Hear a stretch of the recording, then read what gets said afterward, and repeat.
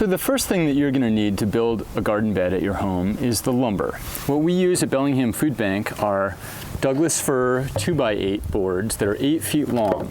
You're going to need 3 of them, and you're going to cut 1 in half. What you're going to use to put the frame of the garden bed together are 2 different types of nails. The first nail we've got here is a 3.5-inch long 16 penny nail. The second is an 1.5 inch long, and this is called a joist hanger nail.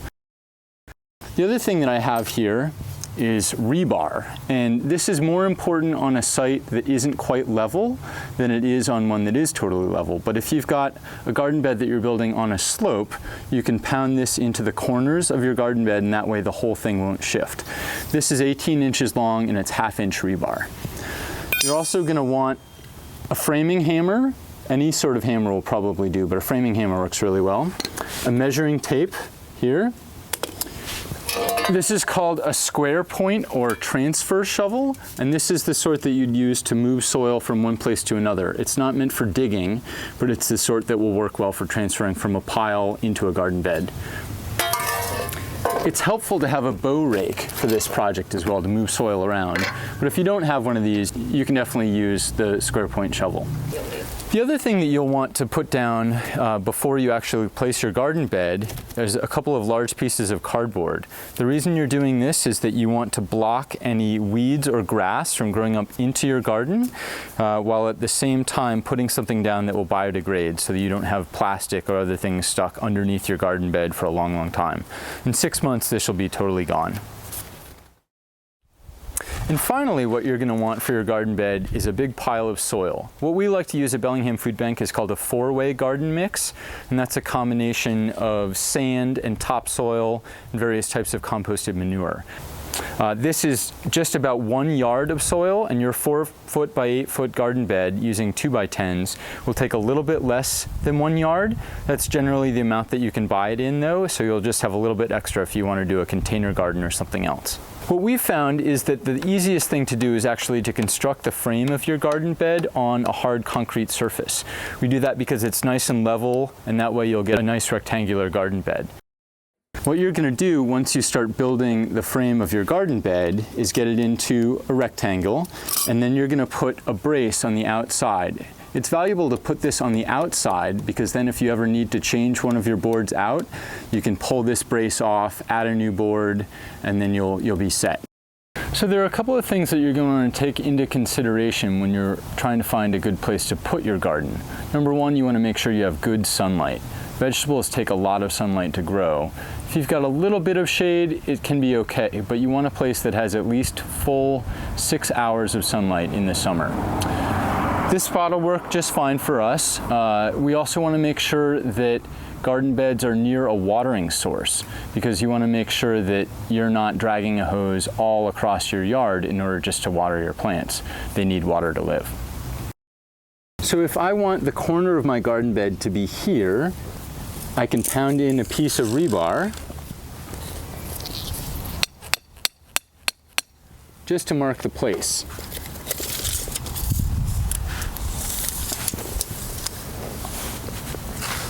Then I'm going to measure 4 feet over, which is right here, and I'll pound another piece in.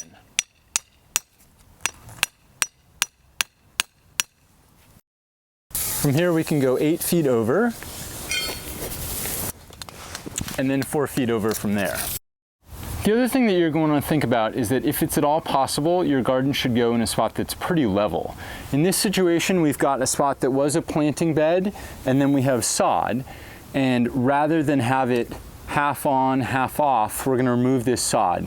This is not something you absolutely have to do. That's the purpose of the cardboard. But in this situation, it will make things easier and the ultimate garden bed quite a bit more level. So what you want to do when you're removing sod is to take it off in small pieces. Don't try to remove a whole section all at once, because it'll be pretty hard work. What I like to do is stab down into the sod and make little squares, and then you'll be able to remove it by cutting across.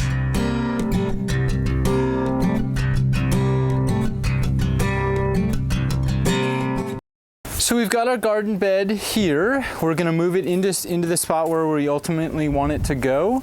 I'm gonna put some of this cardboard down just to make sure that no weeds come through. Again, you don't have to do this, but it's a little bit of extra security, and because this will break down fully, we won't worry about it being under the garden bed.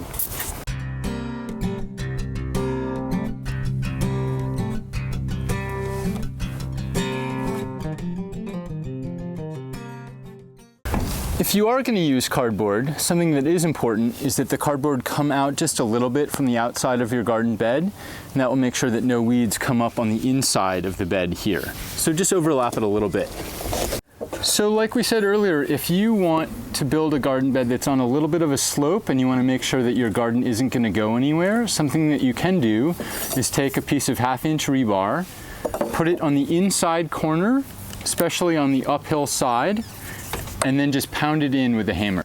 You're going to want to make sure that you put it all the way in below the edge of the box so that it's on a sharp corner that you or your kids might cut yourself on later. So now we're all set to fill our garden bed with soil. It's really pretty basic. All you're going to do is move the pile into the garden bed.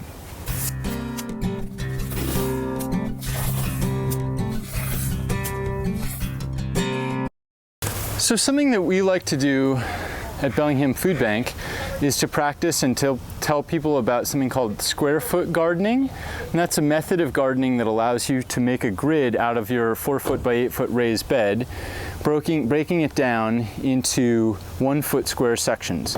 That'll help a lot with learning how to plant things in succession and making sure that your garden stays weed free. So what I'm going to do here is I'm going to measure off 1-foot sections and make a little mark with my tape.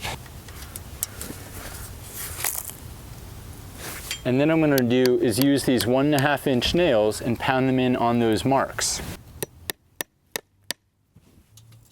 Not quite all the way, because you're going to want to use a piece of twine and tie it around that. And also, if at a later date you want to take that out, you want to leave a little bit of a headroom there so that you can pull up a nail. And then it's just a matter of stringing out your whole garden. So you attach it on one end, and then you walk it to the other.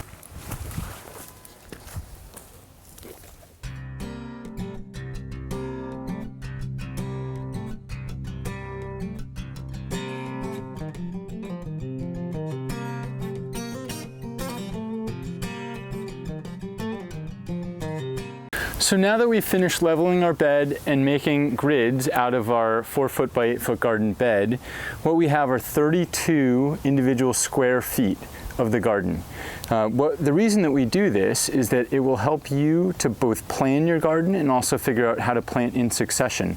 There's obviously a lot to gardening, and you could spend a lifetime learning about it, but that's part of the fun.